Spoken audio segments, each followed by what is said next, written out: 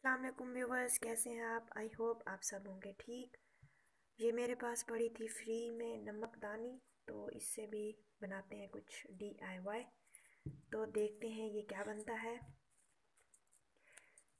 ये वाली रोप ले रही हूँ मैं, और इस पे मैं ये सारी ग्लू गन की मदद से लगा दूँगी राउंड में।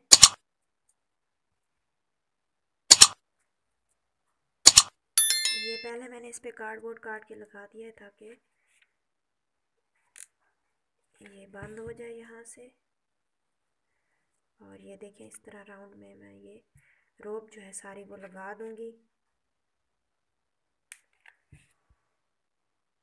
ये देखें, ये इस तरह से बन गई है। और अब मैं इस पे कर दूंगी डेकोरेशन, ये मोती और बीड्स वगैरह के साथ। ये देखें जी इसकी फाइनल लुक।